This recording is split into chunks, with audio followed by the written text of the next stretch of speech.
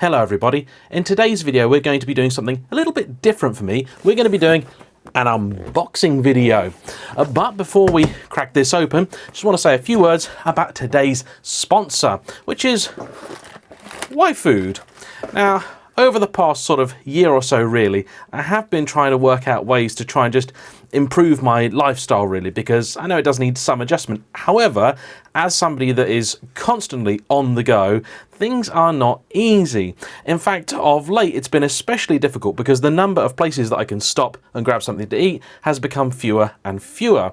So I need something which I can grab, have, which tastes pretty decent, will keep me full for a while, and is basically just always there. And that's where YFood stepped in. They do 3 products really. They do these shakes, they do these very nice bars, and they also do a powder, which I don't have today. The bars are exactly 250 calories, and the best thing about all of these things is you don't even need to keep them in the fridge. So I actually have just got a couple of these in my filming kit, and if I'm out and about and I'm getting a little bit hungry, it's much easier to reach for one of these, and they do taste genuinely all right, rather than going through another drive-through and getting something that I will instantly regret, because every time I have one of these instead of the alternative, I do feel just a little bit better about myself for it. So I want to say a big thank you to them for sending me out plenty of stuff. This one is Happy Banana, not ordinary bananas in here, only happy ones. So on to the main event, unboxing. I have a box. This is a box that I bought from Ferrari. This is genuine, official Ferrari part. And I'm quite excited about this. What is in here? So, it's all nicely, neatly packaged. Now, once I pop this out, people that know their Ferraris will know exactly what it is. Yep. This is a Ferrari toolkit. So, let me show you. It is, I guess you call it a tan leather. I don't think it's beige really. Yeah, it's a tan, and it's real genuine leather. I think it's made by a company called Scadoni. Used to do some of the luggage sets and stuff like that, and it's really quite beautiful to hold. So let's unfold this. Now this kit is correct for the 550. It's also the same sort of kit I think you get in a 575 and the 362.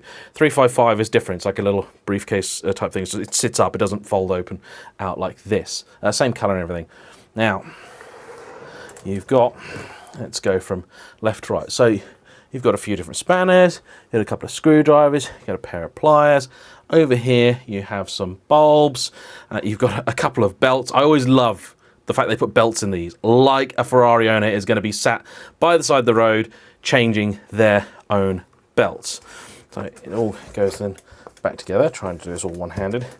Sits in the back, and it sits in the boot. There is actually a special little strap in the boot, under the boot floor. There's a little hidden compartment where this will sit neatly and nicely. And there's a very, very specific reason that I bought this and spent quite a bit of money on doing so. You might actually note that the tools on there don't actually have Ferrari branded on them. Some do, some don't. Ferrari seem to constantly change their mind as to whether they want the name on it or they don't. In fact, if you watch my friend Scott Rattarossa's video about the toolkit which went partially missing from his 512 BBI, you'll see that with his car, the tool should be quite similar to that, but with later cars like the Testarossa, I do believe they had the Ferrari branding on. This coming direct from Ferrari is, of course, correct. That's it. That's legit. How much did I just spend on a toolkit that I'm almost certain to never, ever use? £560. Is that a lot of money to have spent on some tools that probably total with the belts and everything maybe about 60 quid? Yes. Yes, it is. As it happens, the reason I got this directly from Ferrari was because they were the cheapest place. Got this from Meridian Modena. It was 560 quid or thereabouts. People on eBay are trying to sell used ones of these for like £1,000. I've seen other sites trying to sell them for 600 or 700 quid. The cheapest place I could find anywhere was Ferrari. Took a few weeks to get it in because all the post has been slow lately, but I'm very happy that it is now here, and I'm going to put that in the car as soon as I finish filming the video. So the reason I wanted to get that kit is because it's maybe the sort of purest expression of what a Ferrari kind of means to me. Now, no, Ferraris don't mean overpriced toolkits. What do I mean by that? Well, when I did a video on the 355 a little while ago, actually a few years ago now, I actually spent some time talking about the toolkit in the car, because to me, it was just one of those things that really kind of highlight what it is I love about Ferraris. People will always think about the performance, the noise, the way it looks, you know, all that jazz. And that is definitely important. That is absolutely a part of the experience. But to me, there's so much more to it. It's those little tactile things. Once you actually start getting into that realm of being able to drive, and then, if you're lucky, own one of these cars, it is the small things you start to appreciate. It's those little things that you find maybe days, weeks, or sort of even months into ownership. And the toolkit is very much one of those things for me. In most cars, your toolkit's going to be a similar selection of stuff, just stuffed in a sort of plastic cubby hole in a BMW. Maybe you don't even get that much. On more modern cars, on my Lotus Evora as an example, you got just basically a towing eye in a little fabric pouch. That was it, and that to me was so disappointing. I love the sort of dedication, the passion, the effort that someone's gone to make this toolkit, lay it out neatly, something that, again, they all knew is probably unlikely to be used, but they just wanted to present it well. It just something that lifts the car, just makes it feel just that little bit more special. Like the fact, you know, there's leather on the headlining in the Ferrari because they could, because they did. It's just something that makes the whole car, the whole experience feel nicer. Because to me, owning the Ferrari isn't really about trying to impress people or anything like that, or go fast. I mean, honestly, a classic Ferrari, value for money, is terrible if you just want to go fast. Awful. Much, much better ways to do it. But to me, it's about the sort of artisan side of things. And the toolkit really exemplifies that. It shows their sort of passion, their dedication to making stuff that they didn't need to, just that little bit nicer, just that little bit better, and, you know, just all round lovely. It just feels very, very Italian to me. I just couldn't imagine a German car having a toolkit like that. It's just very cool, very old school, because to me, that car is just a passport to the past. It's the sort of thing that I always aspired to when I was a young lad, and now that I have one, I am really, really very happy about it. However, the car did give me some issues recently. This little doohickey. So my car, she went all Italian on me. I was going to bed one evening and I noticed there was an orange flashing light outside. Someone had their hazards on, I thought. I wondered who on earth at midnight could be stopped outside the house, you know, dropping things off. We live in the sticks, so there's no one getting a takeaway this time of night. I thought, man, maybe it's a drug deal, but they don't tend to sort of stop and put their hazards on and, you know, obey the highway code. So I looked outside, and to my surprise, it was my car. It was my Ferrari, was indicating left. Very odd. I went out, I unlocked the car, sort of turned the ignition on, indicator went off, then took it out, locked the car, went to walk back in. By the time I got back into bed, flash, flash, flash. Ugh, right. Dressing gown on, back outside again, midnight now. Right, what is going on? Can't identify it. Luckily, all old Ferraris have an isolator switch in them. So essentially, if you want to, you can just disconnect the battery entirely very easily. You just turn a little dial. So I locked the car, turned the isolator switch off so the car was safe and secure, but also wasn't going to drain its own battery overnight. And then decided to phone Meridian and say, can you look at my car for me, please? Yeah, no problem. I did a quick little drive with it, and when you were driving it, it was fine. But the moment you locked it, it would start indicating left. And the right-hand side was just indicating just the tiniest amount. We suspected that it was a faulty alarm siren. Apparently can happen. We'd just had all the snow that came recently, so we thought could be related to that. So I made an appointment, took the car down there, and about 20 minutes into the journey, I hear this kind of electrical buzzing, like a bzzz, and the car just starts indicating left. That's all it wants to do, with a very dim indicate right, like so that type of thing. This is frustrating. I'm half an hour into the journey already, so I'm already far from home, or some distance from home. It's still another 2 hours to get to Meridian. They are quite away from me. And I think, right, okay, what do I do? Now, I could pull over, call the AA, try and get towed. But the thing is, why would I call the AA? I mean, the indicator's flashing. It's really annoying, but the car's still working and still fine. And with everything going on, do I want to call the AA out unnecessarily for that? No.